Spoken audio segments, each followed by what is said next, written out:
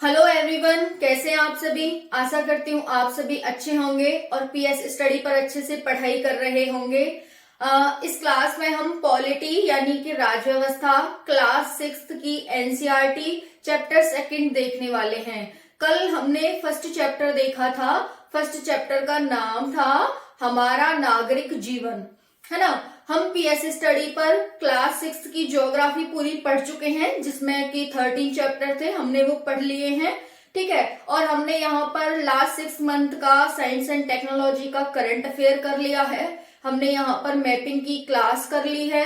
Current affair की इस पर ऑलरेडी क्लास चल रही है और उसमें एनसीईआरटी चल रही है। तो ये सब इस पीएस स्टडी पर पढ़ाया जा रहा है। और कल से हमने यहाँ पर हिंदी की भी क्लास स्टार्ट कर दी है, जो कि UPSI, SSC GD, UP constable and जो बीएसएफ वगैरह के एग्जाम आने वाले हैं उन सभी के लिए इम्पोर्टेंट है ना। तो आप सभी को यहाँ पर काफी कंटेंट मिलता है पीएस स्टडी पर, तो पीएस स्टडी से जुड़ जाएं और पूरी क्लासेस देखें। हम आज सेकंड चैप्टर पढ़ने वाले हैं। सेकंड चैप्टर है हमारे गांव का बदलता स्वरूप। चैप्टर 2 क्या है? हमारे गांव का बदलता स्वरूप। ये हमारा चैप्टर नंबर 2 है, पॉलिटी यानी राज्य व्यवस्था का, एनसीईआरटी क्लास 6 का। तो इस क्लास में हम देखेंगे कि हम इस क्लास में क्या क्या पढ़ने वाले हैं। मोस्ट इम्पोर्टेंट ये सेशन होने वाला है आप सभी के लिए। आप सभी जानते हैं कि एनसीईआरटी हमारा बेस बनाने का काम करती हैं। जब बेस मजबूत होगा तो हमारी बिल्डिंग भी बहुत शानदार लगेगी और बहुत ही मजबूत होगी, राइट। जैसे हम मकान की नींव मजबूत बनाते हैं, वैसे ही हम भी जब हम स्टडी करते हैं तो अपनी नींव को मजबूत बना के चलेंगे तो हम बहुत सारी जॉब प्राप्त कर सकते हैं। एक जॉब प्राप्त करेंगे, मन किया कर लो, फिर उससे ऊंची प्राप्त करेंगे, फिर उससे ऊंची प्राप्त करेंगे, बहुत सारी जॉब हम प्राप्त कर सकते हैं। लेकिन अगर हमारी नींव मजबूत नहीं हुई तो एक ही जॉब हमें बहुत मुश्किल से मिलेगी, है ना। जिस तरह से हम किसी भी नींव पर एक फ्लोर बनाएंगे, ठीक है, नींव मजबूत होगी तो फिर हम उसमें बहुत सारी नींव बना सकते हैं, लेकिन नींव कमजोर होगी तो एक मंजिल भी बहुत ही मुश्किल से टिक पाएगी उस पर, ठीक है। तो यही हमारी स्टडी में भी लागू होता है।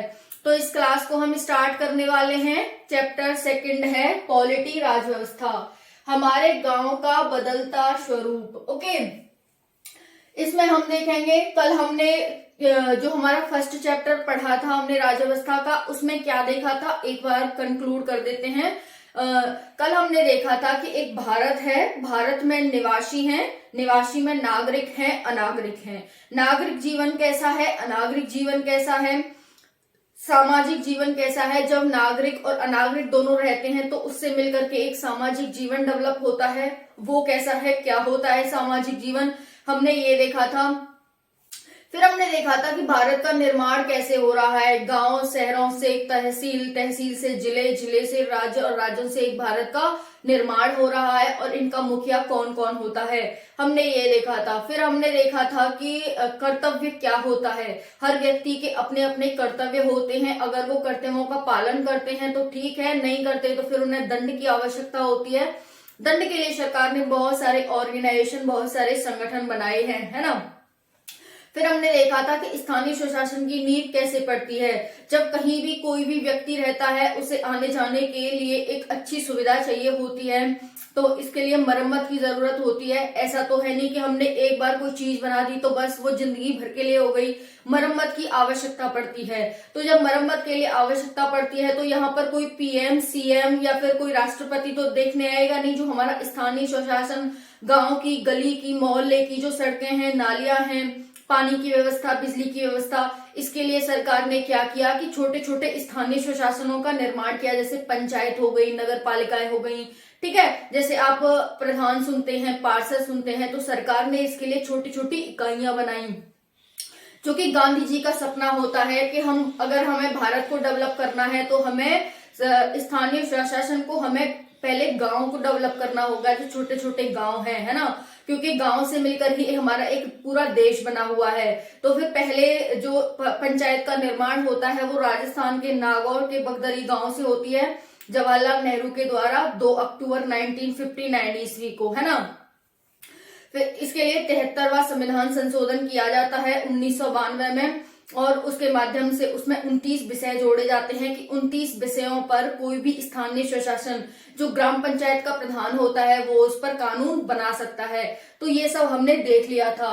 ग्राम पंचायतों के चुनाव किसके द्वारा कराए जाते हैं आपसे पूछा जा सकता है, तो इसके जो हमारा राज्य चुनाव आयोग होता है उसके द्वारा ग्राम पंचायतों के चुनाव होते हैं वो कराए जाते हैं। ठीक है, ग्राम पंचायत हो गए चाहे पार्षद हो गए नगर निगम के, ये सभी आपको ध्यान रखना है। तो हम अपना चैप्टर सेकंड स्टार्ट करते हैं। इसमें भी आपको बहुत कुछ सीखने को मिलेगा साथियों, तो आप सभी को फर्स्ट से लेकर स्टार्टिंग तक बने रहना है, देखना है कि इस चैप्टर में क्या क्या गतिविधियां घट रही हैं। फिर जब हम लास्ट में इस पूरे चैप्टर को कंक्लूड करेंगे और इसका क्या कंक्लूजन निकला हम वो देखेंगे, जो कि आप सभी के लिए मोस्ट इंपॉर्टेंट होता है। ओके, तो हम स्टार्ट करते हैं। और आप सभी जानते हैं कि पीएस स्टडी पर बहुत कुछ कराया जा रहा है। लास्ट 6 मंथ का साइंस एंड टेक्नोलॉजी का करंट अफेयर हो चुका है। करंट अफेयर की अलग से क्लास चल रही है ना, एनसीईआरटी चल रही है, और कल से हमने हिंदी की भी क्लास स्टार्ट कर दी है जो सभी एग्जाम में आती है। SSC, GD, UPSI, UP constable and BSF वगैरह के एग्जाम के लिए। ओके, तो हम स्टार्ट करते हैं अपना चैप्टर सेकंड।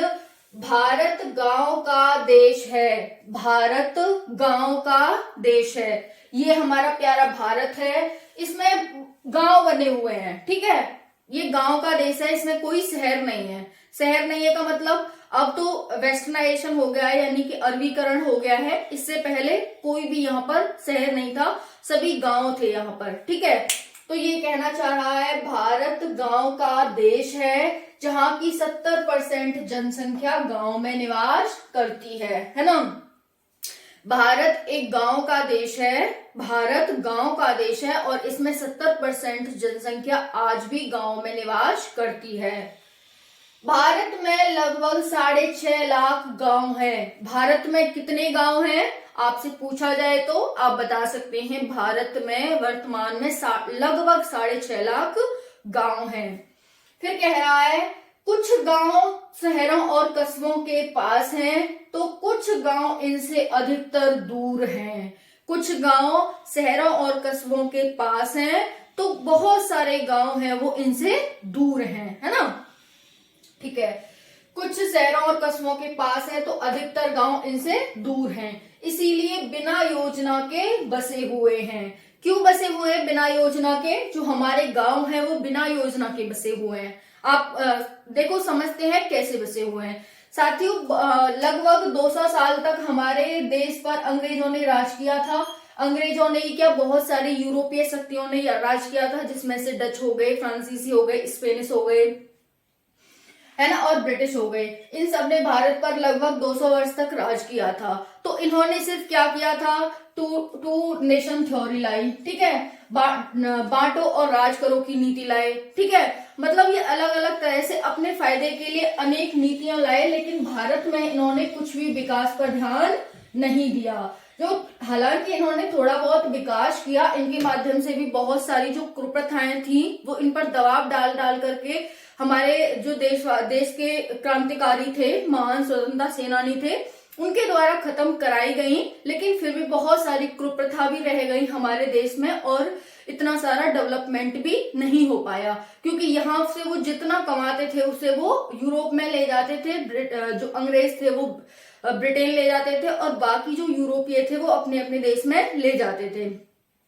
तो उन्होंने कोई भी भारत के विकास पर ध्यान नहीं दिया था, इसीलिए भारत इतना पीछे रह गया।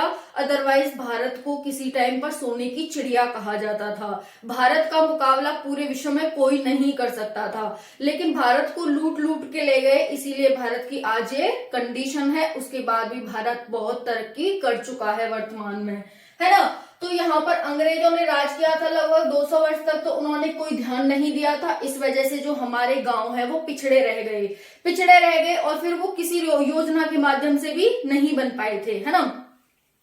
तो यहाँ पर हो गया कि कुछ जो हमारे गांव है वो शहरों के पास हैं, तो कुछ गांव शहरों से बहुत दूर हैं। इसीलिए अंग्रेजों ने बहुत समय तक भारत पर राज किया था। तो जो हमारे गांव है वो बिना योजना के बसे हुए हैं। आज आप देखते हैं ना, एक गांव से दूसरा गांव अलग हो रहा है, एक गांव की फिर से उसे रिस्ट्रक्चर किया जा रहा है, फिर से उसे बसाया जा रहा है अच्छे से। तो यही कारण है कि उनकी कोई भी योजना नहीं है बसने की, बस ऐसे ही जहां जिसको जगह मिली वहीं बस गए। फिर नेक्स्ट पॉइंट है, कृषि गांव वासियों का मुख्य व्यवसाय है। अब जब गांव में रहेंगे तो कृषि ही करेंगे, और शहरों में रहेंगे तो फैक्ट्रियों में काम करेंगे। क्या पहचान होती है गांव और शहरों की? गांव और शहरों की पहचान होती है कि अगर कोई गांव में है तो वो कृषि करेगा, अगर कोई शहर में है तो वो फैक्ट्री में काम करेगा। क्योंकि शहरों में गांव नहीं हो सकते, हालांकि होते हैं थोड़े बहुत गांव, लेकिन अधिकतर गांव नहीं हो सकते, है ना। वहीं पर जो हमारे गांव है वहां पर फैक्ट्री नहीं हो सकती हैं। तो ये लोगों की देख सकते हैं कि कैसा रहन सहन होता है गांव और शहरों के लोगों का। इसी के अकॉर्डिंग गांव और शहरों के लोगों का जो रहन सहन होता है वो भी हम डिफाइन कर सकते हैं। तो कृषि गांव वासियों का मुख्य व्यवसाय होता है, इसीलिए गांव में अधिकतर किसान होते हैं। क्योंकि जब खेती में काम करेंगे तो खेती में काम करने वाले को ही हम किसान कहते हैं। तो कृषि गांव वासियों का मुख्य व्यवसाय है, इसीलिए गांव में अधिकतर किसान हैं। बाकी सभी अधिकतर किसान हो गए क्योंकि 70% जनसंख्या अभी भी गांव में रहती है, ठीक है, और कृषि करती है तो उनको किसान कह दिया। लेकिन बहुत सारे लोग आज भी गांव में ऐसे हैं जिनके पास खेती नहीं होती है ना, खेती नहीं होती है। जैसे कि बंधुआ मजदूर, जो बंधुआ मजदूर होते थे वो अपनी खेत की सुरक्षा नहीं कर पाए, उनके पास खेत नहीं है आज भी, जिन्होंने बंधुआ मजदूरी की थी अंग्रेजों के टाइम पर। तो किसान है अधिकतर तो, लेकिन जो बाकी लोग हैं जिनके पास खेती नहीं है वो कुम्हार, बढ़ई, लोहार, धुनिया, नाई आदि कार्यों में लगे हुए हैं, ठीक है। जिनके पास खेती है, खेत है, वो किसान है, और जिनके पास खेती नहीं है वो कुम्हार, बढ़ई, लोहार, धुनिया, नाई आदि कार्यों में लगे हुए हैं। कल हमने सामाजिक जीवन पढ़ा था, सामाजिक जीवन में हमने पढ़ा था कि लोग एक दूसरे की सहायता करते हैं, सुख दुख में सहायता करते हैं, एक दूसरे पर निर्भर रहते हैं। तो जब किसान अनाज का उत्पादन करेगा तो किसान अपने अनाज को इन सभी को दे देगा कि भाई लो तुम अनाज ले लो, और फिर ये कुम्हार है वो इसके लिए कुछ भी बर्तन वगैरह की जरूरत पड़ेगी तो बर्तन वगैरह बना देगा। बढ़ई को इसको घर में अपनी खिड़की लगवानी है, गेट लगवाने हैं, दरवाजे लगवाने हैं तो ये इसके लिए दरवाजे बना देगा, ये इसके लिए लोहे का काम कर देगा। अगर लोहार, किसान को कुछ लोहे की काम की जरूरत पड़ती है तो ये लोहे का काम कर देगा। दुनिया से अगर कुछ करवाना है किसान को तो दुनिया से करवाएगा। नाई से कुछ जरूरत पड़ती है बाल कटाने की या किसी काम की तो नाई से करा लेगा। तो यहाँ पर कल का जो चैप्टर है उसको भी यहाँ पर अप्लाई कर सकते हैं कि किसान किस पर निर्भर है, इन सभी पर निर्भर है, और ये सभी किसान पर निर्भर है, राइट। इतना आप सभी को समझ आ गया होगा कि ये सभी एक दूसरे पर निर्भर हैं, हम सभी एक दूसरे पर निर्भर होते हैं। ओके, नेक्स्ट क्वेश्चन है, गांव वासियों के मकान कच्चे होते हैं और इनमें घुसल खाने की कोई व्यवस्था नहीं होती है। देखो, आज हमारा जो देश है वो बहुत डेवलप हो चुका है और शहरीकरण हो चुका है हमारे देश में।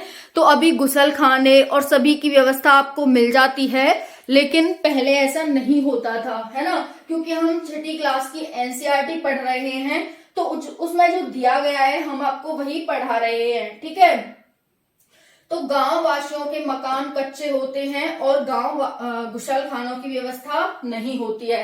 हालांकि अभी भी बहुत सारे गांव में जो मकान है वो कच्चे हैं और घुसल खानों की व्यवस्था यानी कि वॉशरूम की व्यवस्था आज भी वहां पर नहीं है।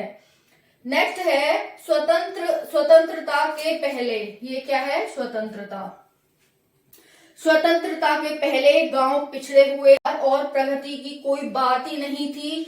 गांव में प्रचलित जमींदारी प्रथा ने गांव की तरक्की को प्रभावित किया था और इसमें क्या हो गई थी? गरीबी व्याप्त हो गई थी। स्वतंत्रता के पहले गांव अत्यंत पिछड़े हुए थे, सुधार और प्रगति का कोई नाम नहीं था। गांव में प्रचलित जमींदारी प्रथा ने गांव की तरक्की को प्रभावित किया था और यहाँ पर गरीबी व्याप्त हो गई थी। 1951 में जमींदारी प्रथा को समाप्त करके एक कानून बना करके उसे समाप्त कर दिया गया था। तो आपसे पूछा जा सकता है कि जमींदारी प्रथा को कब समाप्त किया गया, तो आपका आंसर होना चाहिए कि जमींदारी प्रथा को 1951